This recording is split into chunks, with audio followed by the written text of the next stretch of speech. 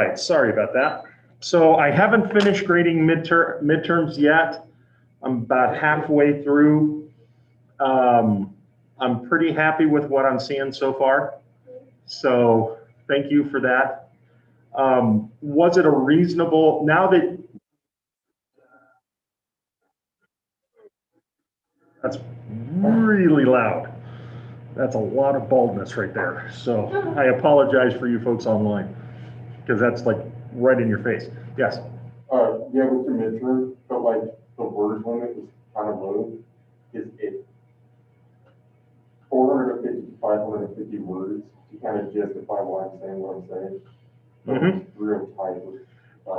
It was supposed to be. It wasn't one of these things where I wanted, how have I phrased it in the past? I didn't want just mental vomit on the page where you just put down every single, I mean, I've had exams that were that way where literally you just write as many words as you can possibly think and hope that something sticks to the wall. I really want you to have to kind of consider, how can I express this so that it makes sense within that scope? Right. So it does require a little bit of editing, a little bit of consideration there. So that was intentional, but I can understand how that added a little bit to the complexity of the exam. So did you feel like now that you got, I mean, because we talked about it on the Thursday before the exam, and I kind of helped everybody to understand where this was going for the most part. Did you feel like the topics of the midterm were relevant to what we've already covered? That this wasn't just out of the blue kind of stuff? Yeah, I think there was. I also think there was kind of an introduction to what we're going to talk about today too, which I thought was kind of cool. Yeah, that worked out well. That wasn't necessarily intentional, but it did work out nicely. And like I said, I've been pretty happy with the exam so far. So my hope is that I will get midterm grades or midterm exams graded this afternoon, because I have to turn in your midterm grade by 5 o'clock this afternoon. Now, just as a note about the midterm grade does not go on your transcript. It is not reported anywhere. It does not affect financial aid or your standing in a program or anything. It is simply used as a retention tool for us to identify students that are at risk so that we can start implementing procedures to help support them so that you guys can pass the class. So bear that in mind. If you have a D or an F, you will be getting a phone call from our student services office just saying, hey, are you aware of this service or that service or things that we can do to help you improve your grades and stuff like that. Please do not assume that grade is a reflection of the esteem and appreciation that I have for you or my belief in your capacity as a student.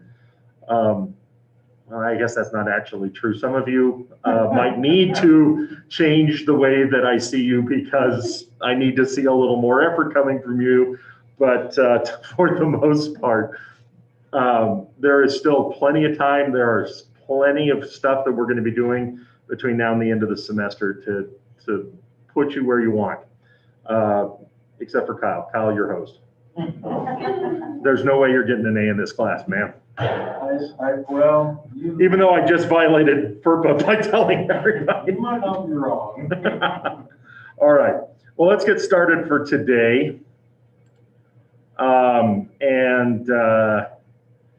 Let's just jump right back on in. So our goal today is to consider, so before midterms, we were talking about what do employers owe employees? So we were talking about things like right to work and questions about guaranteed employment and unions and things like that. So today we're talking about what employees owe their employers. So we're talking about questions of loyal agents, right? That's a big thing. The idea that employers have the right to expect that their employees will act as loyal agents for the business, that they are going to do during business hours, they are going to act in all times and in all things as best they can in the best interest of the employer and the business. And there were some fantastic debates and discussions and agreements and disagreements. And I was really happy to see, that you can be incredibly respectful, but disagree on interpretations and things. And that is a very valuable thing in this class. I don't want this to just be everybody just agrees with everybody and everybody smiles, because that's not necessarily how we think. That's not what we are. But we can do so in a way that is polite, that is respectful. It's one of the reasons I ask on that self-assessment, how do you deal with differences of opinion? Do you feel like you're able to share? If you have an opposing view, are you able to share that in a way without being attacked or ganged up on? Do you feel safe sharing your opinion? Is your opinion respected to the degree that it warrants respect? Now, what do you think I mean by that? And I know we haven't gotten into class yet, but I want to bring that up really quick. Why would I say that your opinion is respected to the degree that it deserves respect? What do you think that means? Are you kind of like saying that if I bring up a good point that has solid evidence, that you and kind of the rest of the class can't just be like, okay, but whatever, our point is still better? To a degree, yeah. I think that, hold on just a second, let me turn that off. The degree to which you base your argument is based on critical thinking, that it includes evidence and support, and that you open, and especially in an academic setting, we aren't as concerned about your opinion as to how you came to that opinion. What evidence are you using? What logic do you demonstrate? If you're simply saying, I have the right to think what I want to and I can say whatever I want, that's not true in an academic setting. We have the right to analyze the argument and the warrant or evidence upon which that argument is based. That's the entire purpose of education, right? At a certain point, it's not just about knowledge acquisition and learning, it's about being able to do something with that knowledge. Classic example, I remember it was my sophomore year in college, and I was taking an early ethics or an early philosophy course. And so we spent a lot of time talking about Aristotle and Plato and Socrates. And I remember reading something that Plato said, and I said, dude, that's just flat out wrong. And I presented it in the class, and the teacher says, no, you make a perfectly valid point. And I realized, holy crap, I just criticized Plato. And it just blew my mind that I had gotten to the point where somebody as famous and knowledgeable, now I know that what I said was nothing new, it was nothing revolutionary, but nobody is immune from critique. It's how we learn to identify strengths and weaknesses in our opinions. And and I'm going to pick on Sam for just a second because you brought this up a couple of times. I appreciated when you said that you went to one of our video discussions, you had opinion X, you presented that, and people identified aspects of that argument that could be strengthened. And you walked away saying, I have a better argument now because I didn't just stick with what I originally thought. I had to address strengths and weaknesses and new evidence and things like that. That's what college is all about. It's making the best argument for your side. It's not which side is necessarily right, but how do I make the best argument for what I believe? Okay, so having said that, let's get started. And I believe that we start today with Billy. Billy Joe, are you with us today? I am. Excellent. Okay, so guess what? Every single question is available, so you don't even have to ask, can I do? Because the answer is an absolute yes.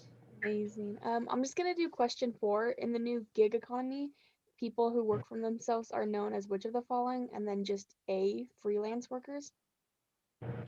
Okay, so let me ask this question. Why is this such a big deal? Why is this discussion about gig workers or the gig economy, which is a relatively recent, it's been around for a long time, but it's really starting to get attention. Why do you think that's such a big deal, Billy?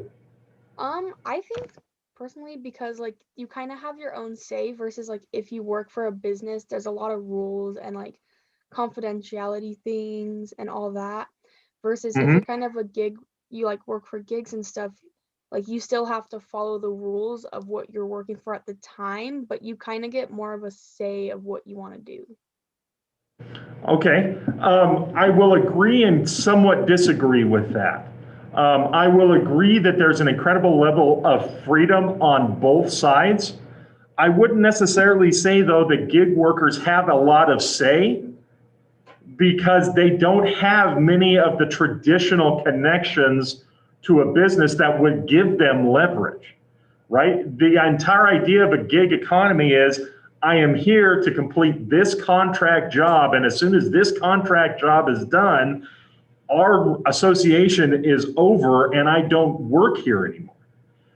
And so I don't know that, for example, if I see something in the company that I don't like or that I have a problem with and I am a gig worker, I'm a substitute, I don't know that I'm going to be able to do a whole lot to change the way that business operates. However, I can, with my feet, very quickly, I can walk away from situations. And so I guess I do have some power with that, but the reality is with gigs, since those can be replaced so quickly, I don't know that there's going to be a lot of impact, but I appreciate what you bring up, and that freelance worker it's becoming a more prevalent reality.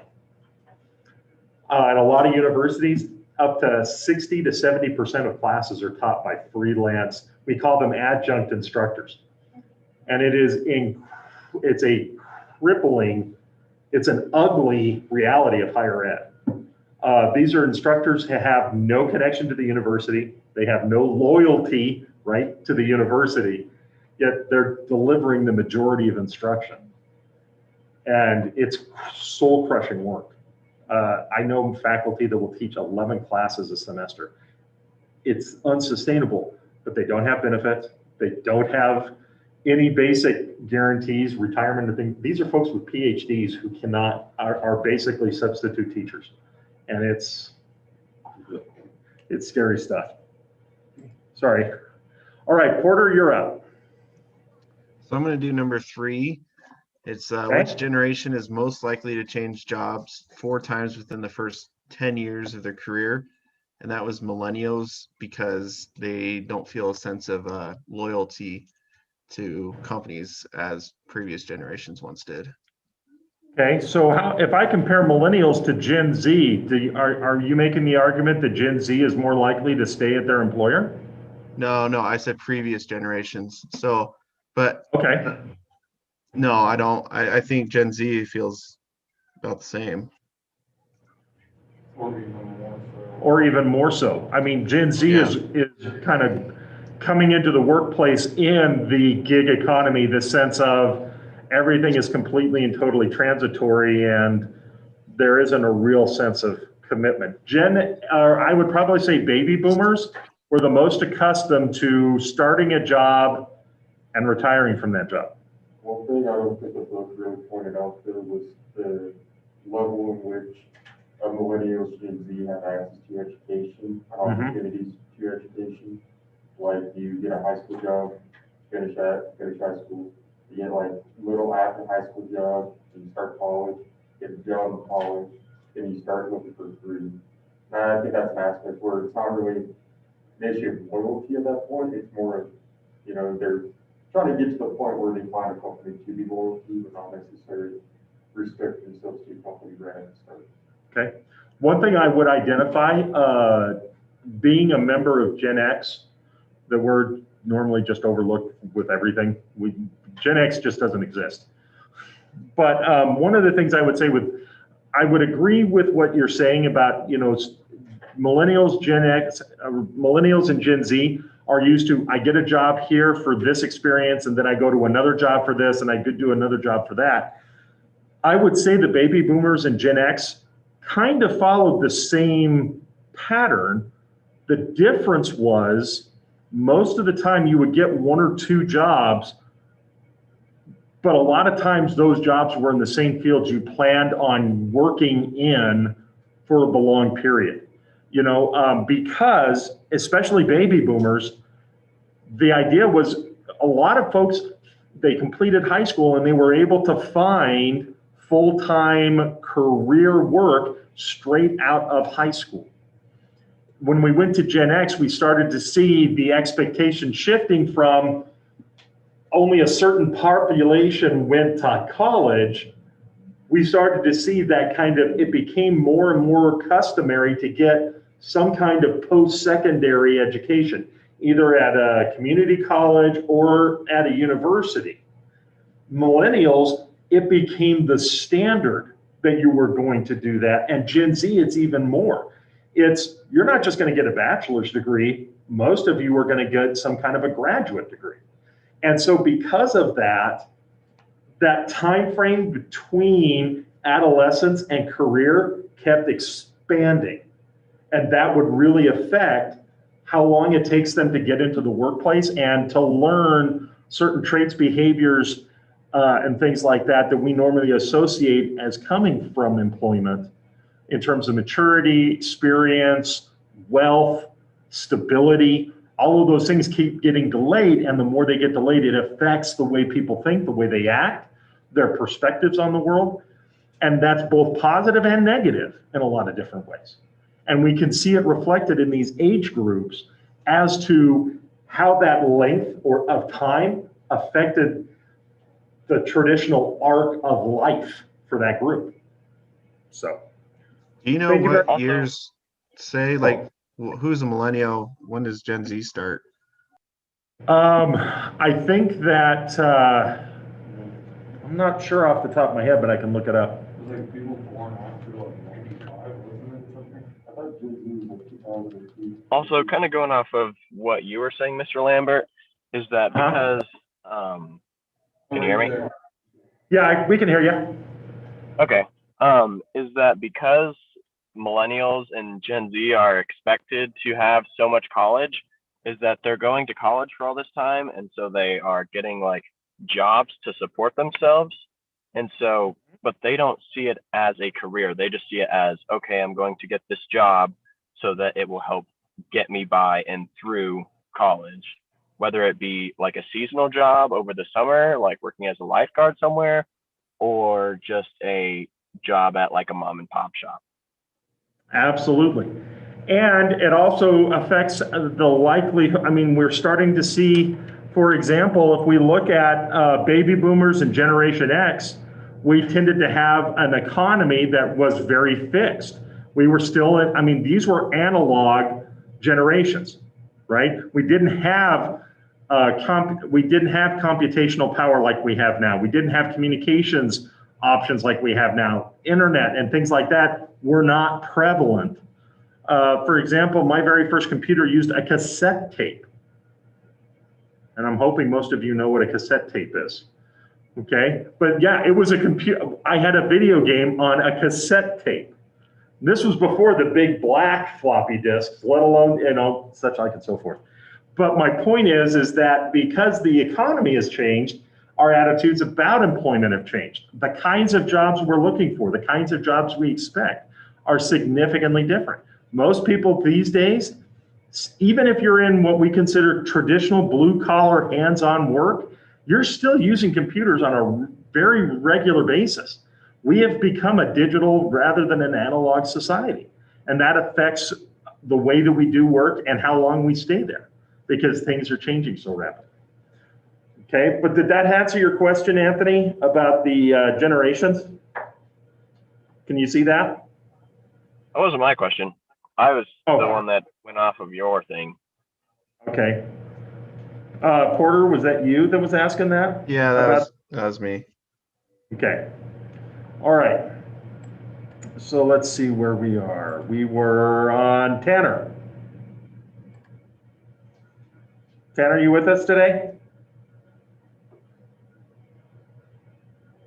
Tanner going once. Tanner going twice. All right. Anthony, let's go with you. What do you got for us this time? Okay, so I did 1, 2, 3, and 4, and then when 4 and 3 both got taken, I was getting a little nervous, but I'm okay. So I'm going to do number 2. According to Pay Scale's compensation best practices report, which are two leading motivators and order my first and second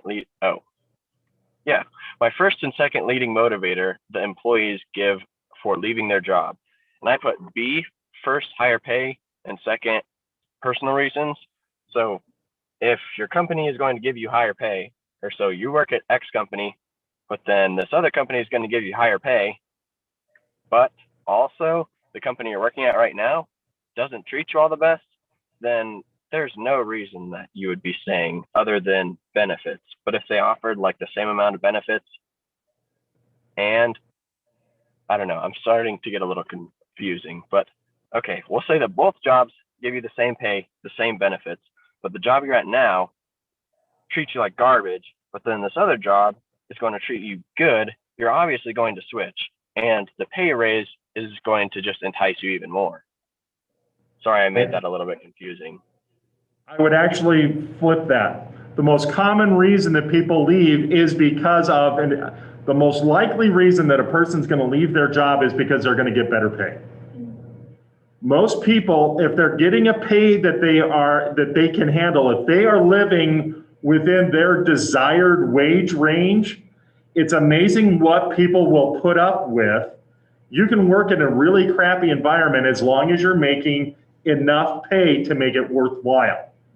So the most common reason people leave is because the pay is better.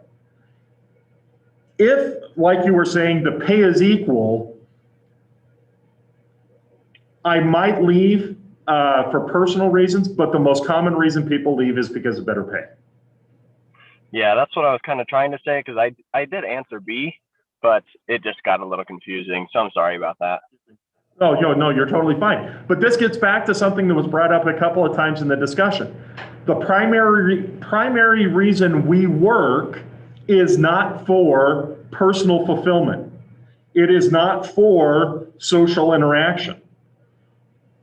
The primary reason we work is because it is the way that we are able to acquire the economic means to sustain ourselves.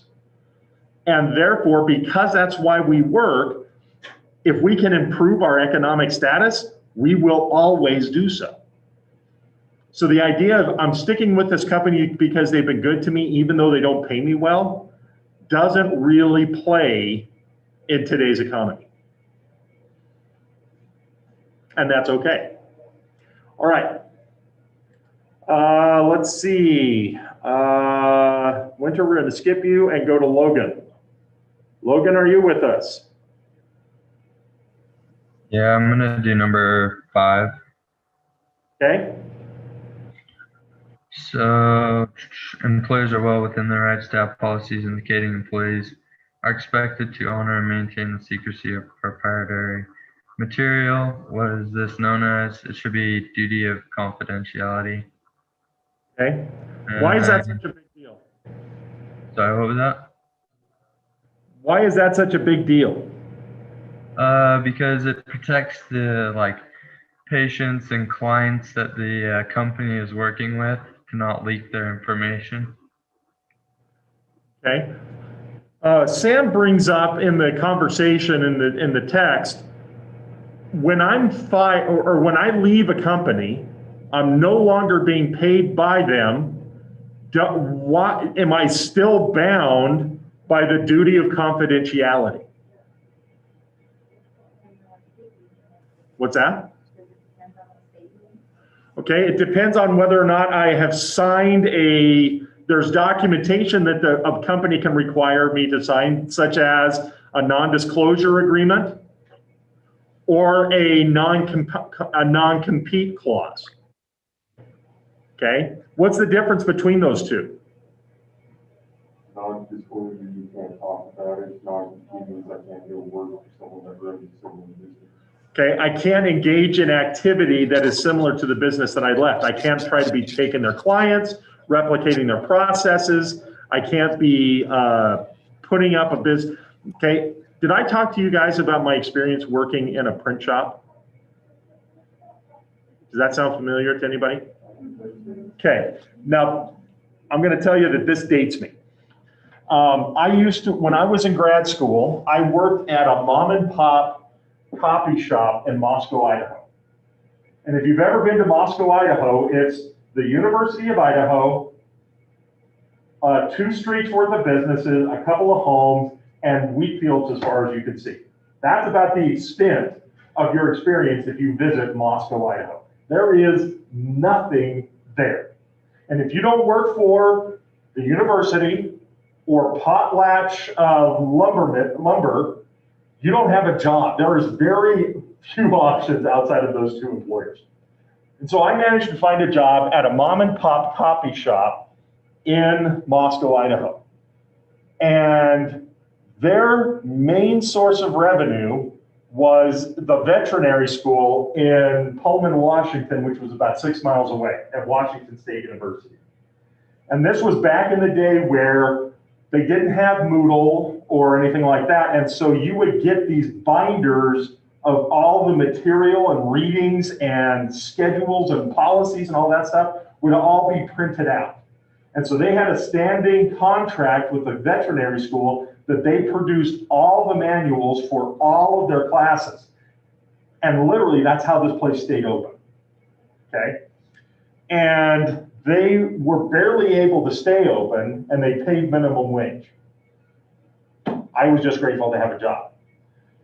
Well, and this kind of goes along with the option. A couple of months after I started working there, a Kinko's opens up in Moscow, and they're offering basically time and a half compared to what I'm getting at this mom and pop shop. And it was about 3 blocks away from my house. So I go there to interview, and I'm telling them, well, I work at this mom and pop shop. I really don't want them to know I'm applying here because you are a direct competitor. And the lady that was interviewing me said, tell you what, tell me what they're paying for this course in terms of how many copies are they making, what kind of copies are they making, how many copies are they making, and we'll talk about your job. And I looked at her and I said, I'm sorry, but if that's going to be the decision about whether or not I get this job, I can't do that to them. Even though I'm asking to leave and come to work for you, I can't tell you what that is. And she says, congratulations, you got the job.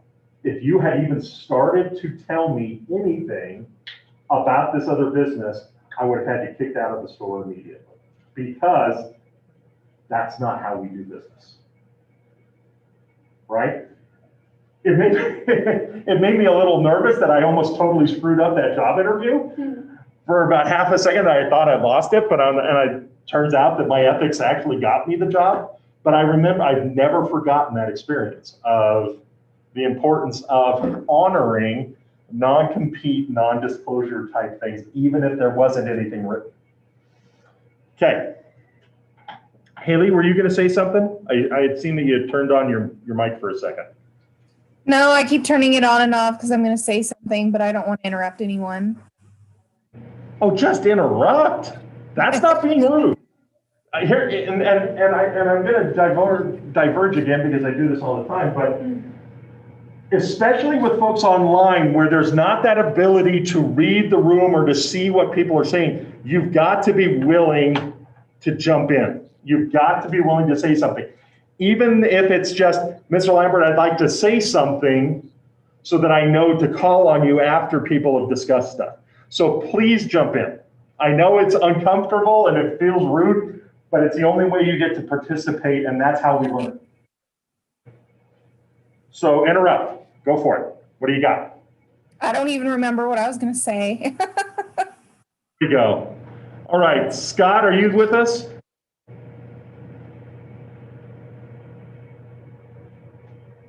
Scott going once?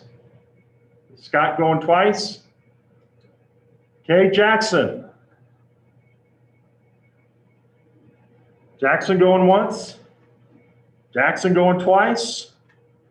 Kyle's going, I get my question. No one's stolen it. I'm just going to tell you right now to tell that you're totally host. Which ones do you have, Giselle? don't do 1 or 6. Oh, you're good. Can I do, That's what I was saying. 26? 26? You can do 26. All right? I said that was false, because millennials are 3 times more likely to change their jobs, and then 90% change their jobs within the first 3 years, and they usually have 4 different jobs in the first 10 years by the age of 32. Okay. So why do you think that they, okay, so you're correct. Why do you think the authors put this question in this form? I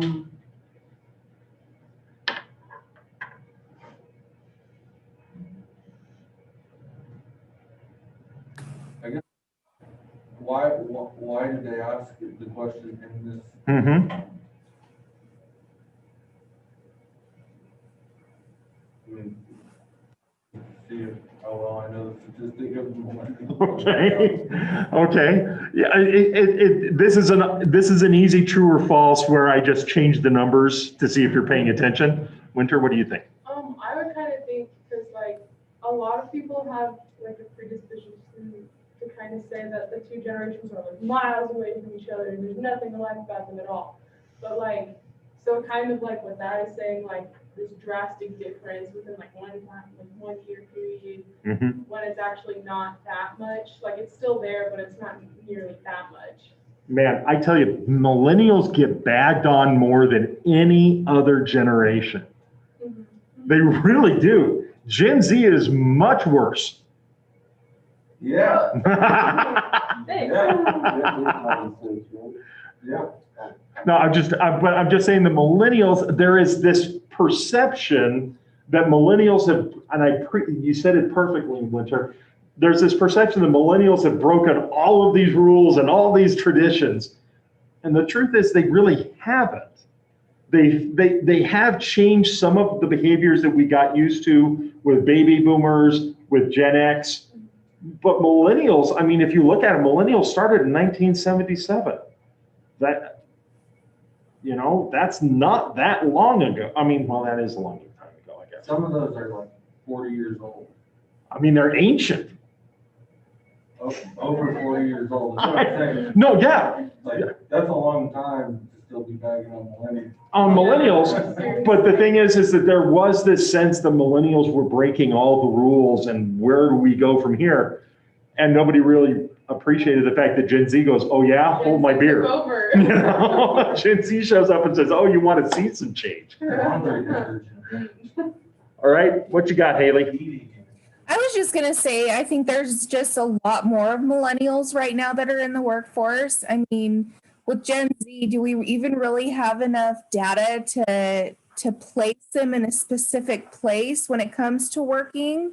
Because they are a lot younger. And when it comes to millennials, there's a huge age difference between the oldest and the youngest. So I just think it's because there's so many millennials, they've got a larger number to go off of, and it makes it easier for them to be targeted.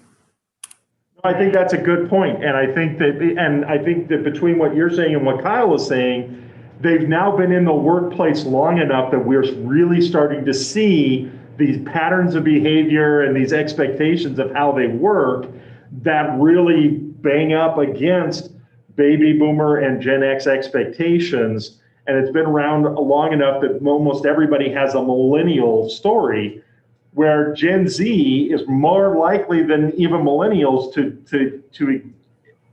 demonstrate these behaviors. But I think you're right. Only the kind of first, Gen Z 1.0 has gotten into the workplace, but we haven't even seen Gen Z 2.0, 3.0, 4.0. As well as boomers that are getting taken out of the workforce. Like recently, there is such a huge retirement within different companies like the railroad. They have Mhm. big boomer retirement coming in like 4 years, it's like 2025 or 2024. Yep. And then like another one 7 years out, and that's like, the later boomers, but how long before they're Early Gen Xers, yeah. Yeah. a conversation anymore, you know what I mean? Yeah. So, Winner. I looked up, because I was like looking through the questions, and I was just like kind of looking up like the actual, like, how likely is it for millennials to leave their jobs, and a whole bunch of articles popped up being like, millennials are sticking with their jobs more than baby boomers, but it's because of the whole retirement thing.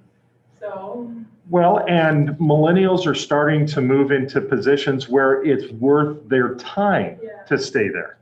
Because you had, I mean, one of the things that we're seeing, especially with baby boomers had reached the pinnacle of their careers. They were at their top wage earning positions. They weren't going to give those things up unless you pried them out of their dead cold hands, right?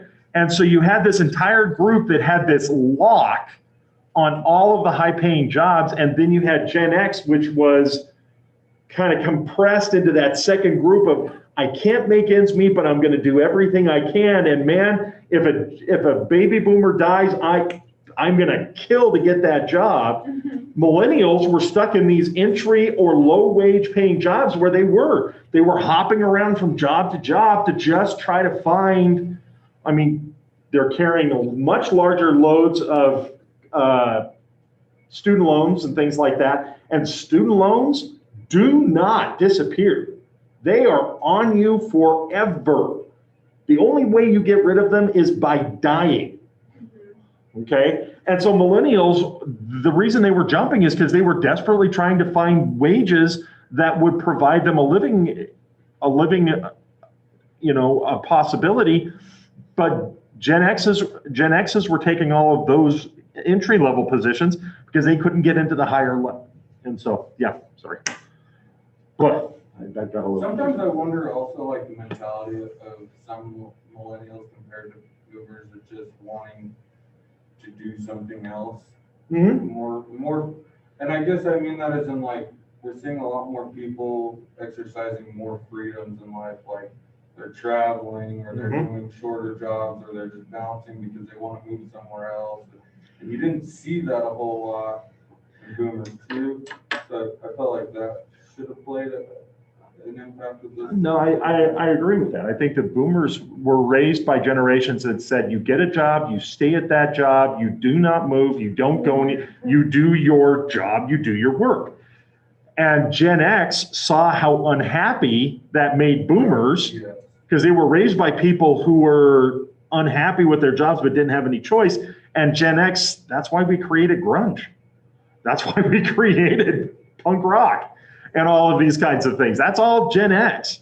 And the millennials were the first ones to say, well, if my grandparents are miserable people and my parents look like they're unhappy, millennials were the ones that first started saying, well, I'm going to do something about this. I'm not going to just follow in the traditions of the past because I have to. And that's where we see this explosion of entrepreneurship, this explosion of I'm going to do what I want to, and I'm going to write the rules that make sense to me rather than just buying into all of these things. Excellent. I didn't understand how you initially asked that question to me. Why did he ask that? That's what I was Okay, sorry. No, but I think we got right where we wanted to, which is the significance of this is this predisposition to believe the millennials are just these flighty, brainless people who've never had a real experience in their life. And the truth is, like Winter said, that's really not true. They do follow a lot of the same patterns as previous generations, however, with some significant differences, and there's some legitimate reasons for that. And one of them is my own personal experience. When I got hired here, I was 20 years younger than the next teacher that was teaching. Everybody that worked here was within 10 years of retirement, and I was this young 27-year-old kid who was just grateful to have a job that didn't have Burger King in the title, And so I started teaching, and everybody just told me, okay, that's not your place. You don't get to say anything. And it was only after I had been here for about 5 years that I started looking at them and said, well, that's fine. I'll just wait until you retire, and then I'll make the change I want to anyway. Oh, man, it pissed them off. Oh, they were so pissed. And I just looked down and said, what are you going to do? You guys are going to all retire in 3 to 4 years, so you might as well just let me have my way. Incredibly precocious, incredibly irritating, I understand now. But at the time, I was sick and tired of everybody telling me this is the way things have to be done, because I'm going, that's stupid. That's not helpful at all. And it was kind of fun to walk in and say, well, you're going to retire and die by the time this, and I'll just wait until you're gone, and then I'll get my way. All right, Caden, you're up.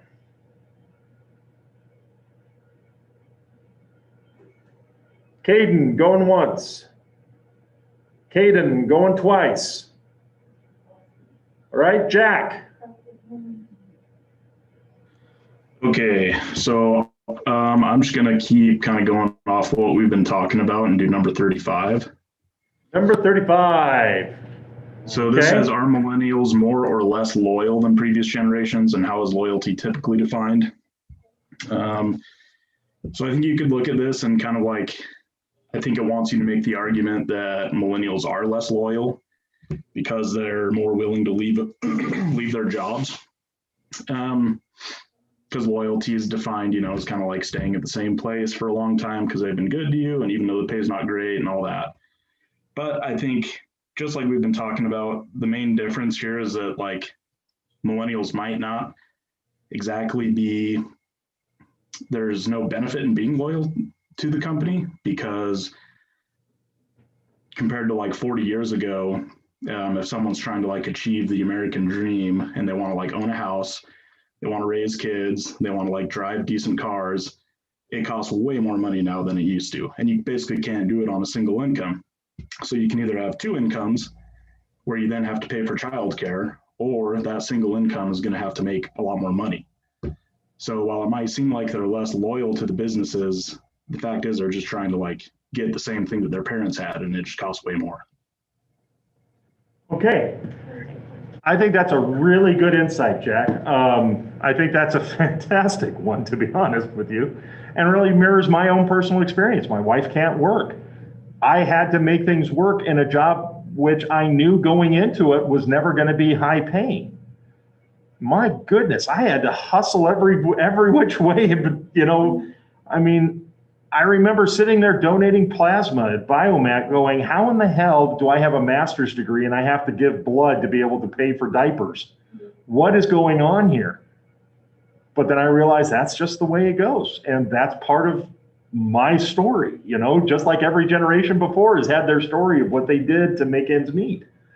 But I think that there's this sense of a lack of loyalty. But Jack, I really think you hit on something with this idea that loyalty only goes so far because it doesn't pay the bills. And if I've got to make things work, I'm going to go where the money is. I'm going to go where opportunity is.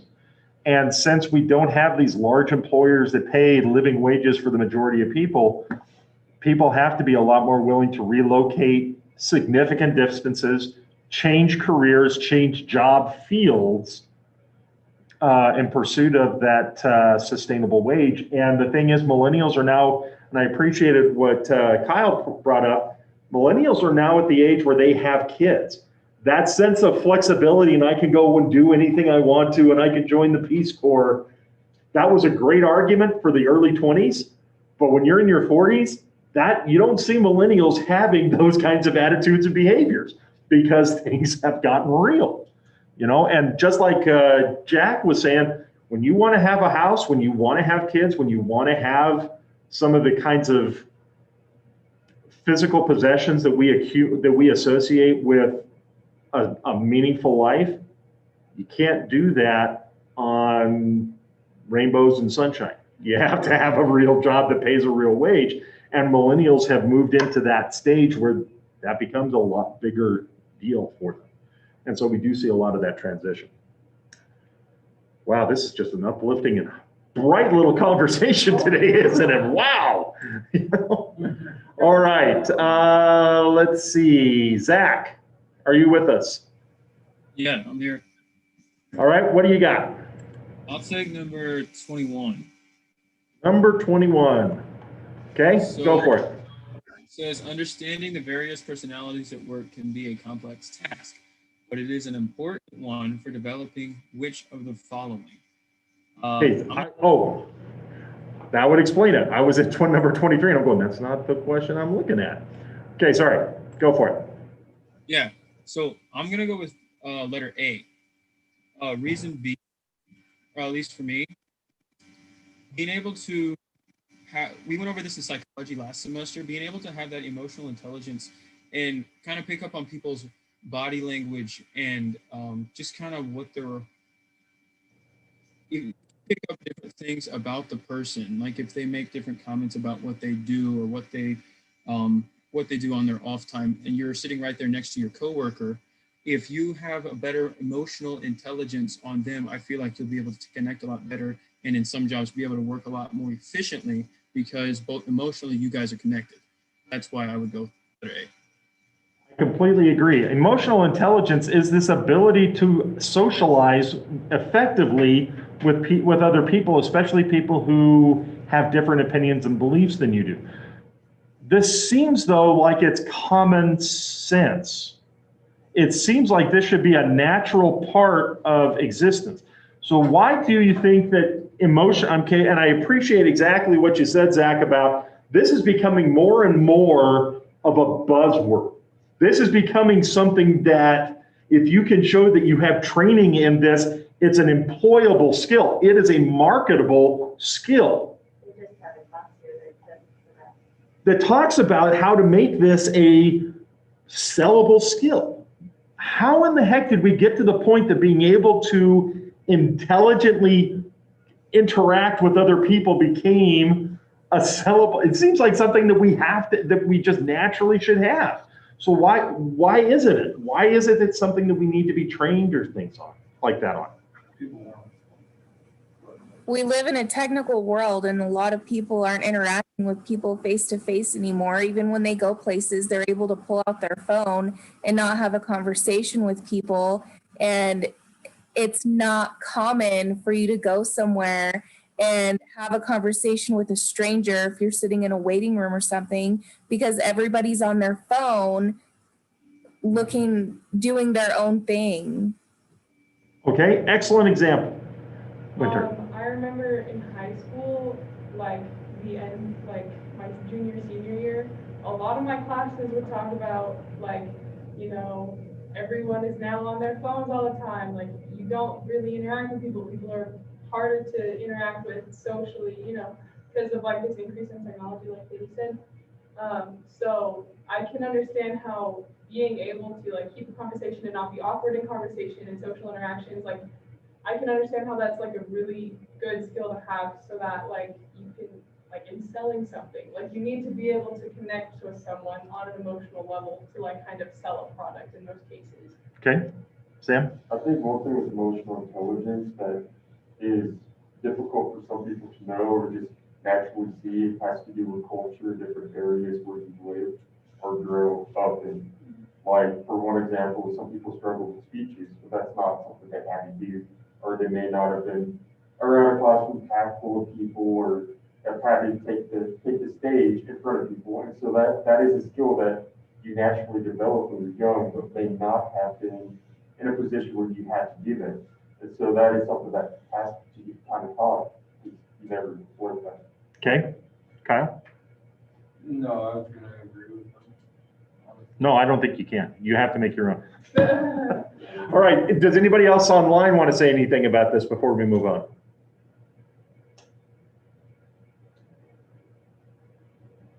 Okay, so one thing that I've come to realize, one of the biggest elements of emotional intelligence is how to deal with conflict, how to deal with disagreement. Because especially when we're talking about electronic communication, all of that emotion gets stripped out and it becomes information only. There's no emotional context. So then when a customer comes into your physical space and is expressing through their verbiage, through their tone and inflection, through their non-verbals, that they are emotionally charged, we become very uncomfortable with that because we're used to dealing with emails where even if they're yelling at you, they're not yelling at you. Yeah. We deal with text, we deal with Facebook, where people can say absolutely horrific things that they would never in a million years say to your face because they know what would happen if they did. But that physical separation has eliminated emotion from our conversations and then makes it difficult when then we have to deal with it. When I have to deal with a coworker where I have to tell them, this did not go well, that you are not meeting requirements. How do I communicate that in a way that is helpful to both of us? Especially when I'm used to dealing with just email where I can just say very blunt things. And, I'm dealing with that right now. I had a faculty member just get a phone call where this person just unloaded on them. Just pow. And they're going, I've never gotten emails or phone calls like this from students or from parents and things like that. How do I deal with it? That's where emotional intelligence, being able to understand that I can understand your emotion, but I don't have to take ownership of it. That's a key concept of emotional intelligence, that I can honor that you're feeling this way, but I don't have to accept it. I don't have to necessarily internalize it. Those are skills that we had when there were very few other ways to communicate other than to physically go to talk to somebody. We had acquired those skills of being pleasant, of being able to express emotion in healthy ways to a degree. And technology has, to a degree, stripped that away. And so now we realize the importance of being able to bring it back in. Excellent. Okay. All right, Megan, you're up. Okay, can I do number 6? You might. Could tell I might want to arm wrestle you for it. Sorry. All right, what do you got? Okay, I know we've talked about this a lot, but non-disclosure agreements most often used for which of the following reasons? And I said B, to protect the theft of trade secrets. Okay, I'm actually going to disagree with you on that one. Okay. And say that it's to protect their intellectual property. Okay. So let's discuss this. Okay, can I tell you why I thought that was Absolutely. Go for it. So I was just reading in the book. Let me find it real fast. Okay. Sorry. But No, I you're was just fine. reading, and then it said might have been non-disclosure agreements. Then that's pretty much exactly what it said. Sorry, my computer. That's what I thought I read about it too, against theft and trade Yeah. secrets. Okay. So let's define these terms then, because I think that might be where we're having a slight disagreement. Sam, you wanted to say? Yeah, with the non-disclosure agreement, I've had to do one. I can't tell you about it, but it's not a physical object that I had in my hands. It's an idea that someone presented and they said, I want to talk to you about this, but you can't tell other people about this. And so you could say, no, I've signed a non-disclosure agreement. If someone asks you why, say, I can't tell you. And it's kind of fun, but it's the reality. You agree not to talk about this thing. It's the classic, I'd tell you, but then I'd have to kill you kind of conversation. Okay, but let's, so Megan, go for it. I couldn't hear what Sam said. What did he say? Basically that when you sign non-disclosure agreements, mostly it's not about physical objects, it's about ideas. And the rule is you can't even talk about what it is you're not supposed to talk about. But so for this discussion, let's start by discussing the definition of trade secrets. I was going to say, that still sounds like that could be intellectual property. So how would you define trade secrets? Anything that would be useful to competitors. Okay. So these are things where the actual nature of the information itself, even talking about what it is, would give people hints to be able to replicate the process. Okay, so the idea of, I figured out this new formula, I figured out the formula for Coke. And there were several employees from the Coca-Cola company that got the formula for Coke and tried to sell it to Pepsi. Pepsi called the FBI and turned them in for trying to sell trade secrets. Why? Why wouldn't Pepsi want to have that? I mean, seriously, Coke and Pepsi are constantly fighting each other for market share. We're talking hundredths of a point of difference can make millions of dollars for one company or the other. Why wouldn't Pepsi want to have the trade secret for Coke and be able to undersell and sell out Coke? Winter. Isn't it just, well, from what it sounds like, it's just kind of a company ethical standards and not like if you wouldn't want your things and your intellectual property taken away and like used against you, then why would you take another company's things and do the exact same thing? That was the public statement that Pepsi made. That's not the company that we are. We wouldn't want it sold, and we don't believe that Coke would want it to be sold, so therefore it's what we do. Okay, that's the primary reason. But there's an even more fundamental reason than that. Wait, can you repeat the primary reason? Primary reason was we don't want it stolen from us, so we will not buy it from others. It's an Okay, thank ethical you. standard. My phone just kind of cut out for a second, and I just wanted to know what you were going to say. Oh, the second is that throughout the history of the cola wars, the Coke versus Pepsi, there have been times where either Pepsi or Coke has gained a significant advantage over the other and started selling significantly more than the other company. And guess what ends up happening every time that happens? If one gets too powerful, sales of both products plummet. They really have the market established almost perfectly even. It's like a 49.9, 49.9% market share. And if one gets too powerful, it hurts both. They need their competitor to prop up their own sales. And so they recognize, even if we were to get a couple of more points of market share where we're selling more, we're eventually going to hurt ourselves. We need Coke to do just as well as Pepsi for both companies to do well.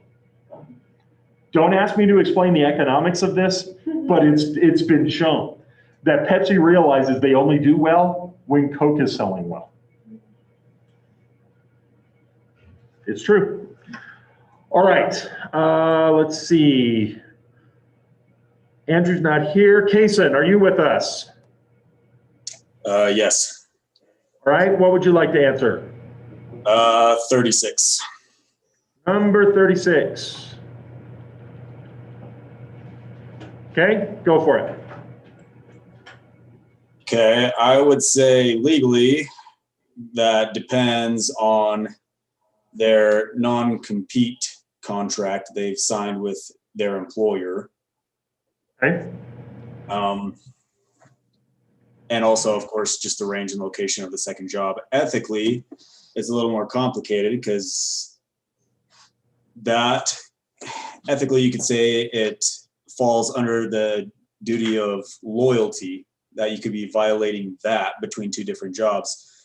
But I think that, that was not exactly explicitly defined. It's kind of arbitrary.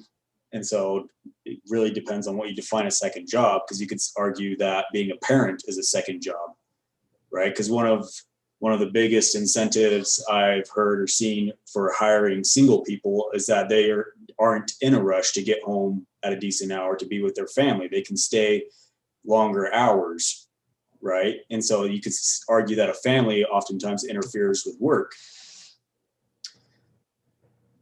But Talk to anyone who has sick kids and tell me that they are giving a 100% of their thought, effort, and ability to the job. It's not going to happen.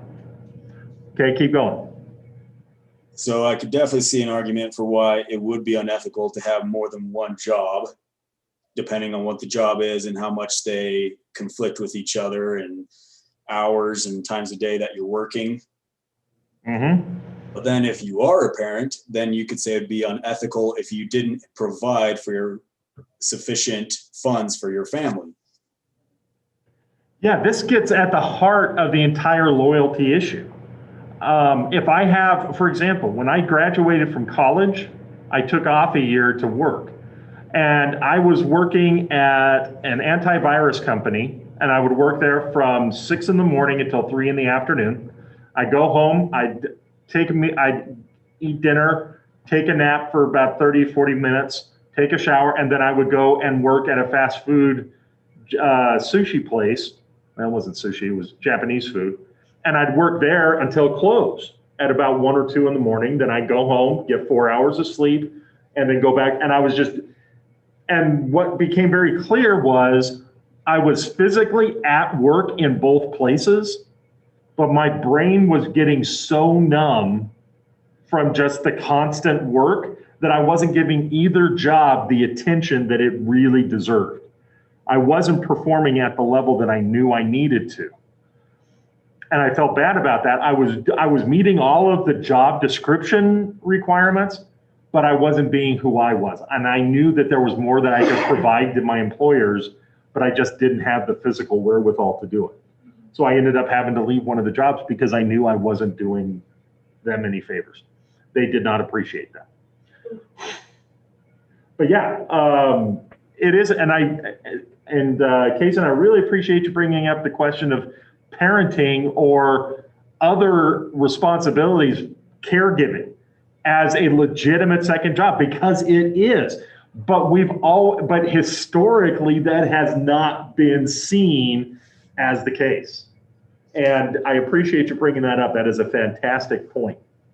Right. And besides parenting, there's also just maintaining your own health as well. Right. I know there's studies that say if you work 4-10 hours instead of 5-8 hours, that employees tend to be more productive because they have more time to maintain themselves. If you exercise every day, you're going to be more productive. But, you know, for whatever reason, employers choose not to give employees that time oftentimes. So it's difficult. It's also a question of, I think the one thing that COVID has done, and we haven't really gotten into this, I don't think that we've had enough time, but I think that COVID is really going to reshape the way the workplace works. I think there is going to be a lot more discussion about how, you know, we've gotten accustomed and ingrained that work can only be done in brick and mortar locations. And we've come to realize after a year that that's not necessarily the case, although I think all of us are zoomed out of online meetings, right? But it does beg the questions, can we be more flexible about these things? Can we create more flexibility like you're discussing of changing work hours, changing work regimes and routines to better meet people's needs and to recognize the whole of a person's existence rather than just their workplace productivity? Sam. Yeah, I had a job, I worked like 12 hours straight, then I had an hour drive to work, and an hour drive back home. Sometimes an hour and a half, 2 hours, depending on traffic. Right. And that's a lot of time that just wasted in my day. I don't get compensated for that. Yep. And that was kind of the biggest thing for me is, you know, I was sleeping like 6 to 8 hours a day. I have all this time on my day that's being wasted, but I'm not compensated for it. Yeah. All right, Cattell, let's go with you for the last question of the day. I know. Eight, number one. Okay. Get rid of page one, that'd be all of them answered, I guess. Let's see number one. Okay. All right.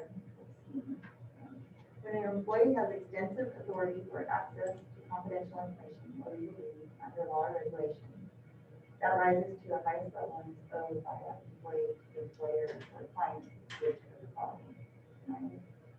Fiduciary duty. Okay. Why fiduciary duty? Why is that? Because that's what it says in the book. That's a great argument. What does it mean though with fiduciary? What is fiduciary? It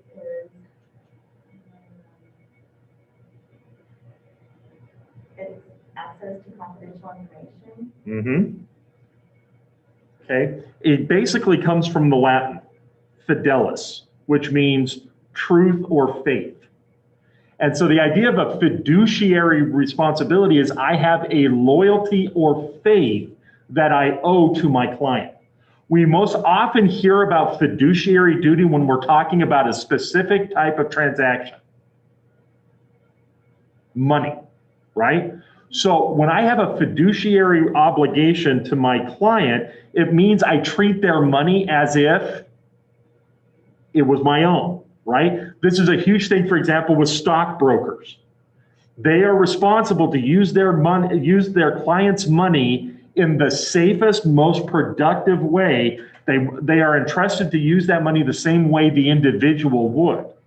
And so the idea when we're talking about is when an employee has extensive authority or access to confidential information, they are expected to act the same way the employer would act if their places were traded.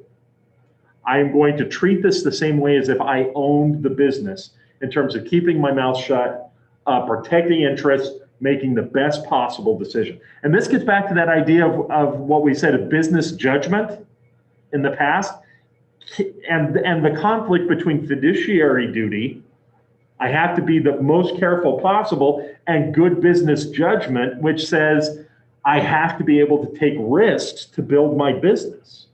And how do I balance those two obligations of risk versus reward and responsibility?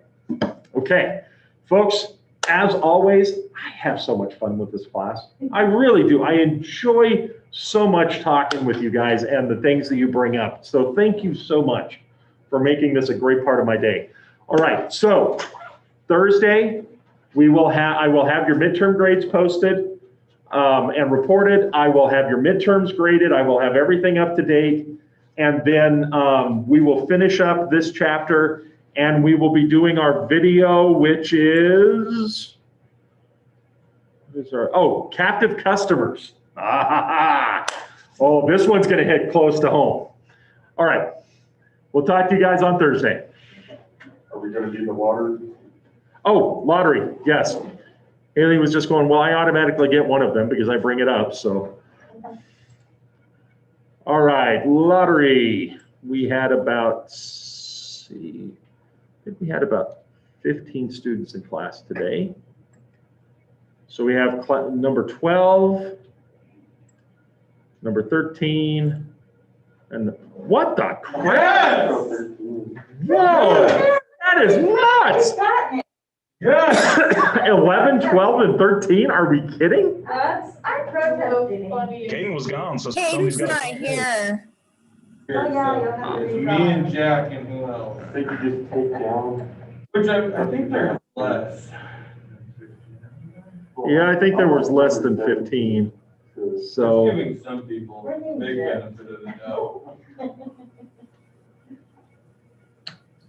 Hey, What the heck, 16? wait, I thought it said 19 first. That's what I thought it said, but it's 16.